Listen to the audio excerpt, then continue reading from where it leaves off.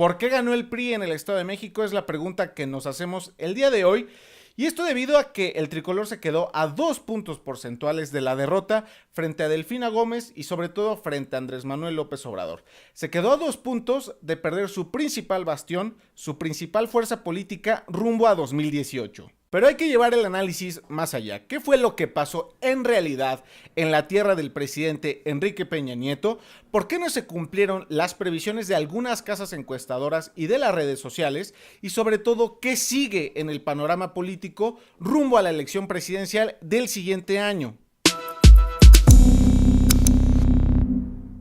En Política en Línea medimos la amplia posibilidad de que fuera Delfina Gómez la candidata de Morena quien al final del día se llevara la elección en el Estado de México. Lo cierto es que a partir de nuestras mediciones, descubrimos que fue ella a lo largo del proceso electoral quien despertó mayor interés entre los internautas y entre los usuarios de redes sociales en aquel estado. Y entonces, ¿qué fue lo que pasó? Vamos a explicarlo. El primer elemento para entender lo anterior es que Juan Cepeda, candidato del PRD a la gubernatura, recibió un mayor volumen de búsqueda, sobre todo en la última semana, según Google Trends. Es decir, durante los últimos días de campaña vimos repuntar de manera muy importante a Juan Cepeda respecto del resto de los candidatos. Este hecho habla no solo de la buena recepción que tuvo la candidatura de Juan Cepeda entre los electores mexiquenses, sino también de que él pudo haber sido quien capitalizó mejor algunos de los votos que pudieron irse en favor de Delfina Gómez. Haber competido por su cuenta al PRD y Morena quitó posibilidades de triunfo a ambos. ¿Pero esto explica por sí solo el triunfo del PRI y de Alfredo del Mazo? En el video anterior sugerí que era Delfina Gómez quien mayores posibilidades de triunfo tenía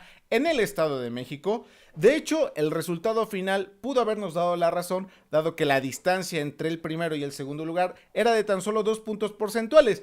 Pero con lo que no contamos fue con la astucia del PRI, con su maquinaria electoral y el poderío del dinero público venido desde el gobierno federal. Se sabe que días antes de la elección y durante la jornada electoral, todo el gabinete presidencial, los secretarios de Estado se apostaron en distintas regiones del Estado de México para operar en favor del PRI y de su candidato, esto según el analista político Raimundo Riva Palacio. Tampoco se sabe cuánto dinero se desvió desde el gobierno federal, desde los programas sociales, para favorecer a Alfredo del Mazo. Otro analista, Ricardo Rafael, en su columna del Universal documentó cómo es que el PRI, a lo largo del día, fue comprando votos en distintos puntos de la entidad. Y volvamos a hacer la pregunta, ¿por qué ganó el PRI? Simplemente ganó por la fuerza, porque el presidente no podía darse el lujo de perder su tierra, por lo que apostó todo su resto, todo el dinero del gobierno federal y todos los recursos disponibles para que así sucediera. Es decir, aun cuando desde las redes e internet vimos y medimos las preferencias electorales en el Estado de México, lo que terminó por imponerse fue un aparato electoral tan poderoso, con tantos recursos, que jugó con las reglas, que al final se apropió de la elección. En el fondo esto deja una serie de reflexiones que hay que tomar en cuenta. La primera de ellas es hasta qué punto los votos y el sistema electoral pueden ser manipulados para que, sin importar las preferencias de los electores, se impongan los aparatos gubernamentales y de poder. La segunda pregunta es ¿para qué queremos instituciones electorales como el INE, como el Instituto Electoral del Estado de México, como la FEPADE, si se supone que debieran dar garantías a los electores el día de la votación, pero son incapaces de ello? Del mismo modo que son incapaces de impedir que el gobierno federal en su conjunto intervenga con toda la fuerza del poder en una elección estatal. ¿Para qué los queremos si les da miedo castigar a los poderosos? En el fondo, entonces, ¿de quién son los intereses que defienden?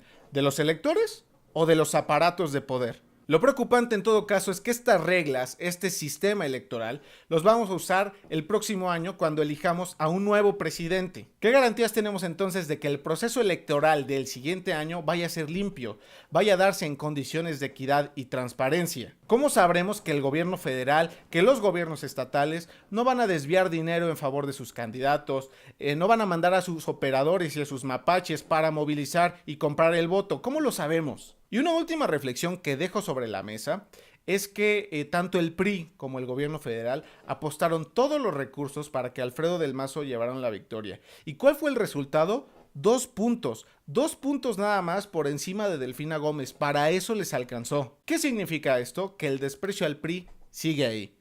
que el desprecio al presidente y a su mandato siguen ahí, que la debilidad de Enrique Peña Nieto es patente de cara a la elección presidencial de 2018, lo que abre una baraja de posibilidades, por lo que todo puede pasar. Finalmente, si un aparato de poder como el gobierno federal priista ha logrado imponerse en el Estado de México, si los secretarios de Estado tienen la facultad de salir a hacer propaganda en favor de los distintos candidatos, si en este caso el dinero público no tiene controles para fluir a las campañas electorales, si el dinero puede comprar votos, entonces, ¿por qué no estamos discutiendo eso? ¿Por qué no estamos discutiendo la validez de las reglas electorales? ¿Por qué no estamos discutiendo la fortaleza de las instituciones que deberían hacer valer esas reglas? Antes de discutir quiénes van a ser los candidatos de los distintos partidos o de las distintas fuerzas políticas, lo que deberíamos estar discutiendo es esto.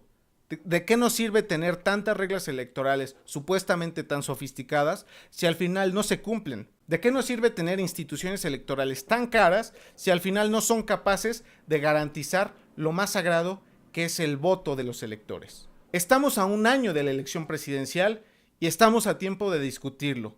Después ya será muy tarde.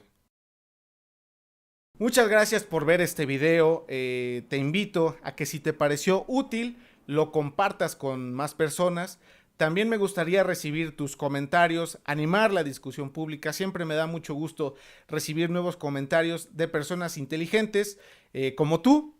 Y te invito precisamente a que te unas a esta comunidad de análisis independiente, de crítica y de investigación inteligente. Visita también nuestra página www.politicaenlinea.com. Ahí vas a encontrar el ranking de influencia de los políticos, medios y periodistas mexicanos.